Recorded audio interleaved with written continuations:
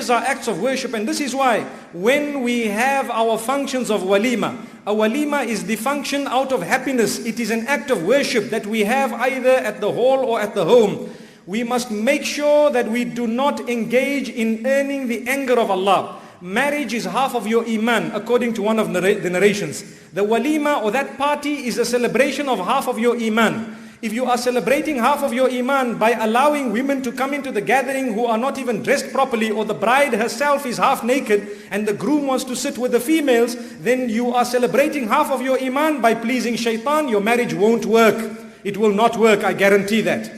Also, if you have had, for example, a function where there is a mixed gathering of male and female mixing and dining and wining and everything haram happening, in that case, we are celebrating half of our iman. Let's think how we have just did that. We need to engage in tawbah, some of us. May Allah subhanahu wa ta'ala forgive our shortcomings. Some who are already married have already done that. Now do you know why you had problems in your marriage? May Allah protect us. Because the seed, when it was sown, you watered it with urine. May Allah protect us.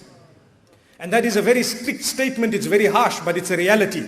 Believe me, it makes us boil when we think of how people will please shaitan. May Allah not make us from that. And they won't listen to any of the ulama. They won't understand. Shaitan wants to contaminate you from the very celebration of half of your iman. That is why you'd rather not have the function if you would like to have it in a manner that will please shaitan. We are getting married, or we know of someone getting married, or one of our children is getting married. Let us instruct them and let us try and teach them to have that function or that party totally separated, gathering within the limits of Allah subhanahu wa ta'ala. Like we are in the masjid, we are totally separated. That is also an act of worship which is celebrating half of your iman. We lose it and we think it's a party. Immediately after the party they go on honeymoon, they come back separated. May Allah protect us all. It is increasing because most people, even the most religious of people, when it comes to their functions, sometimes what they do, they compromise what is right and wrong. And if that is the case, how are we going to earn the pleasure of Allah subhanahu wa ta'ala? We want children, we want offspring. The seed we sowed from day one was already wrong. May Allah subhanahu wa ta'ala never do that to us. This is why the nikah, the sunnah, is to have it in the masjid, in the house of Allah subhanahu wa ta'ala. So these are statements that require digestion. They are solid, they are serious, and they are common sense. Really, they are instructions from Allah subhanahu wa ta'ala. Marriage is a gift. It is a holy union. It is a noble coming together of two individuals to increase the ummah of Muhammad sallallahu alayhi wa sallam. We need to treat it like an act of worship, I think, inshallah. May Allah subhanahu wa ta'ala help our eyes open, and may He forgive our shortcomings. Remember, if you've erred in the past already, I see the gloomy faces once again looking at me.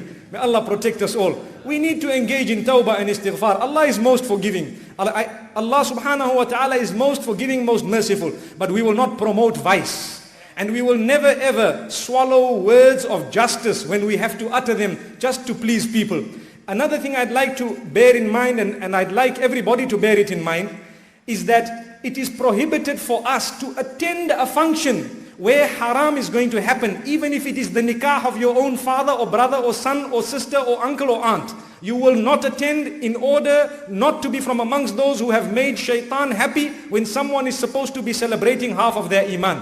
And it is about time the ulama of this ummah decide to abstain and boycott all those functions of walima where there is a mixed gathering. Let us not attend where there is a small cubicle in the corner only for ulama. Are the ulama the only males of the ummah? Just because they have beards and the rest of them are females? May Allah protect us all. No. That is an insult. To have a cubicle in a corner is like a commentary box when we are commentating for cricket. Really.